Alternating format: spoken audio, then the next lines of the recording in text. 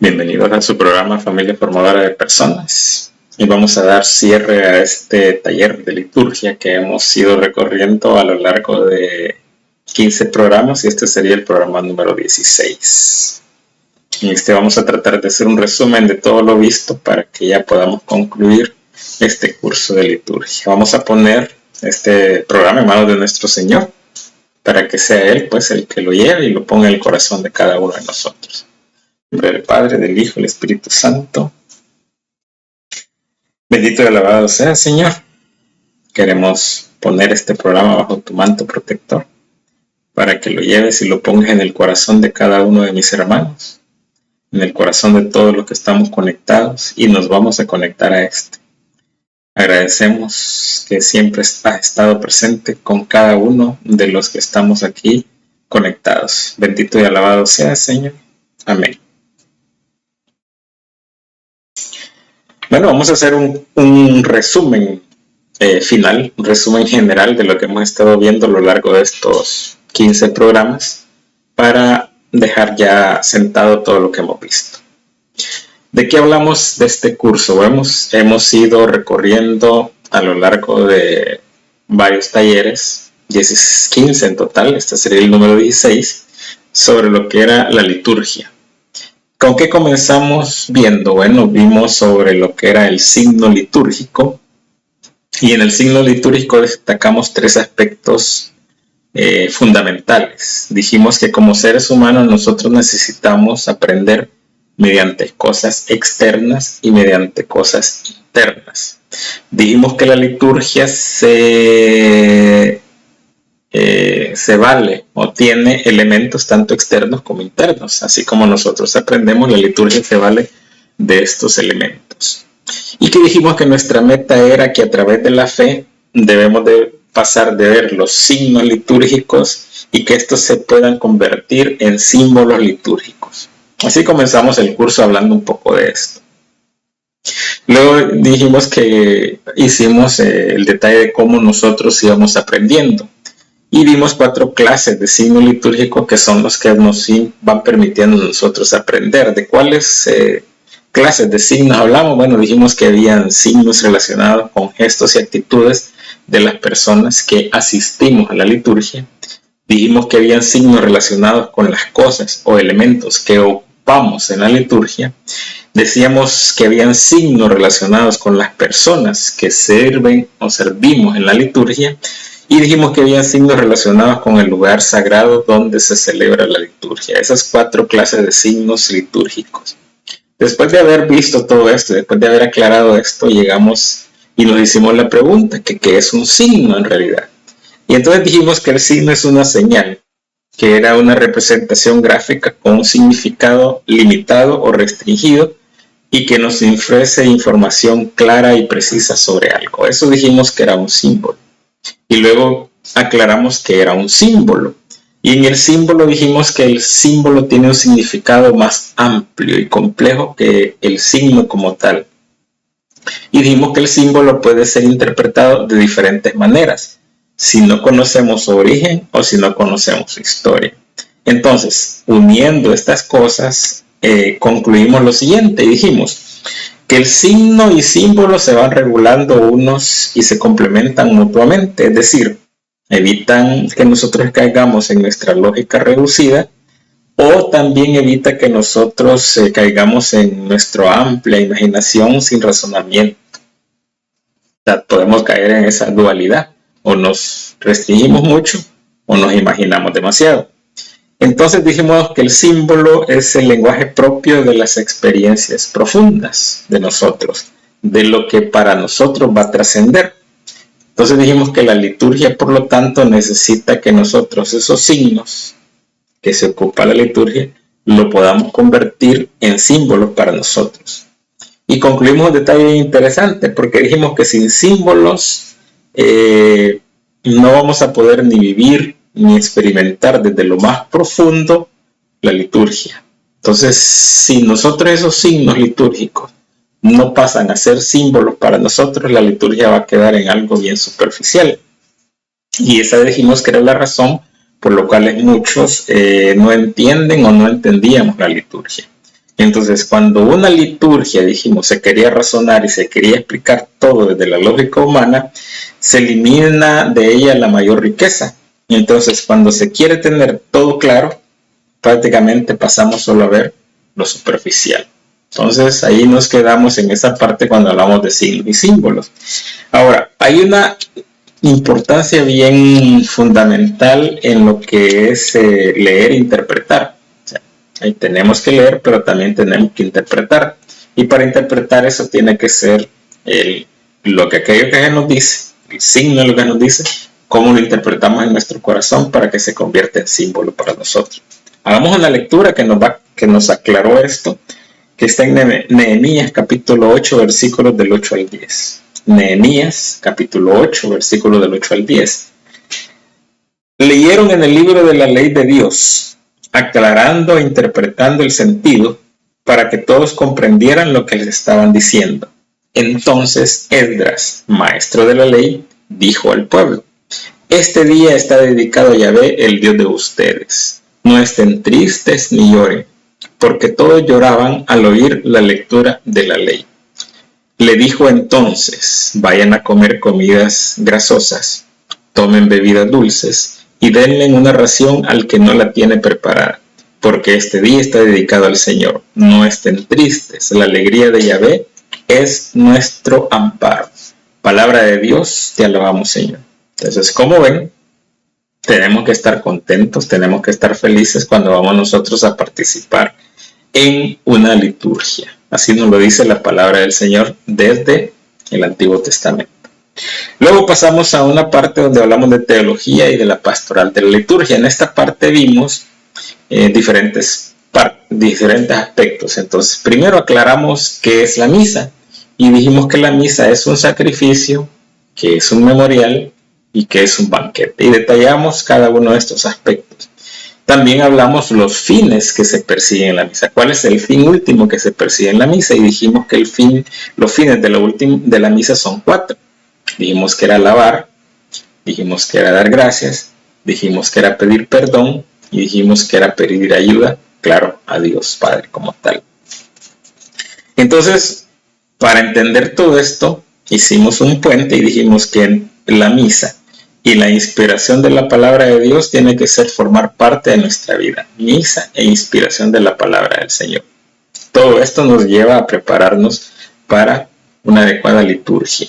En la segunda carta a Timoteo, en el capítulo 3, versículo 14 al 17, segunda carta de Timoteo, capítulo 3, versículos del 14 al 17, la palabra del Señor nos dice: tú, en cambio, quédate con lo que has aprendido y de lo que estás seguro, sabiendo de quienes lo recibiste.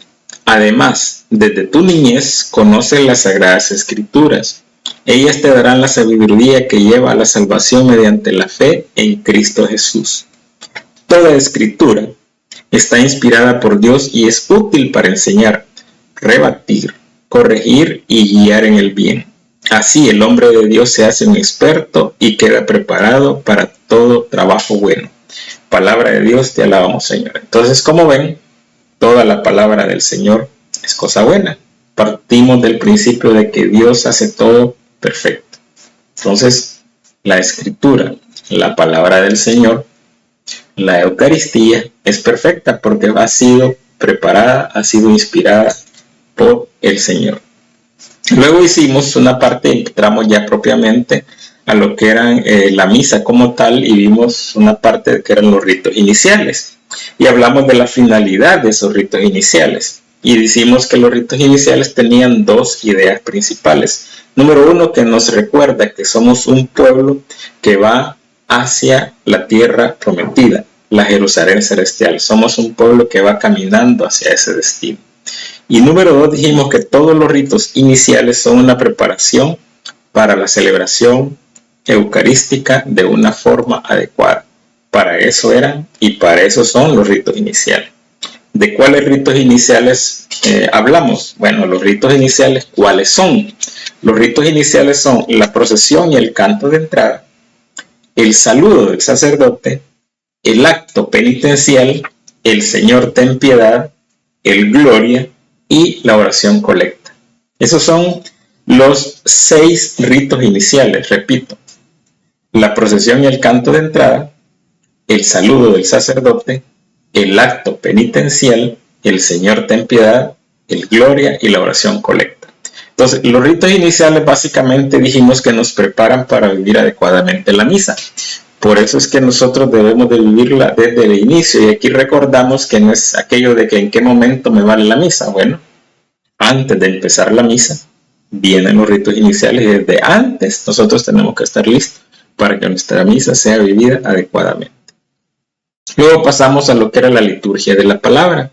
Y sobre la liturgia de la palabra aprendimos 4 cosas fundamentales. Primero, que Cristo es quien la realiza, porque es la palabra de Dios encarnada. Que no aprendimos que no es una repetición de palabras, sino que es un memorial bíblico. No es algo que se estaba de repetir y repetir, sino que es un memorial de lo que pasó. Dijimos que es una memoria que actualiza o que se recuerda. Es una memoria que hace presente lo que se vivió en aquel momento y lo recordamos también. Y dijimos que la liturgia de la palabra aprendimos que es eficaz porque al proclamarla para aquellos a quien se dirige, o sea, es eficaz porque nos hace reflexionar, nos mueve, nos medita, nos hace sentir lo que nos quiere decir en alguna homilía, en alguna lectura, etc. Entonces, la parte de la liturgia de la palabra dijimos que eran 5 partes. Primero, las lecturas, donde están la primera lectura, la segunda lectura y el evangelio. Luego tenemos los cantos interleccionales, que estamos hablando del salmo responsorial, el aleluya o la aclamación antes del evangelio, y las secuencias que se daban en Pascua y en Pentecostés. Luego tenemos la homilía.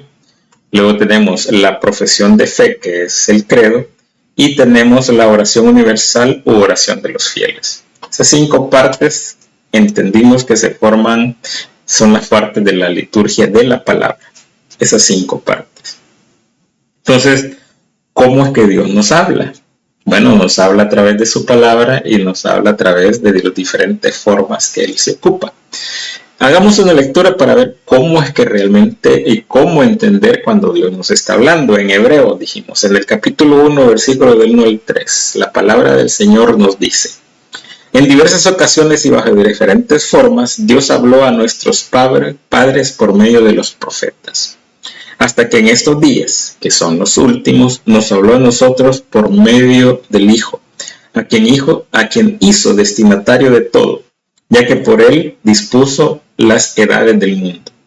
Él es el resplandor de la gloria de Dios y en él expresó Dios lo que es en sí mismo. Él, cuya palabra poderosa mantiene el universo, también es el que purificó al mundo de sus pecados y luego se sentó en los cielos a la derecha de Dios de majestad. Palabra de Dios, te alabamos, Señor. Entonces, como ven, esta lectura de Hebreos nos dice que a través de Jesús fue revelada ya su palabra por completo. O sea, fue interpretada la palabra y podemos entender todo lo que pasó. Eso nos lleva a ver qué es la liturgia eucarística. Sobre la liturgia eucarística vimos el sentido de la liturgia eucarística. ¿Cuál era? Bueno, básicamente es hacer presente el sacrificio de Jesús en la cruz. Se hace lo mismo que hizo el Señor durante la última cena y que encargó a sus discípulos que hiciéramos en memoria de Él.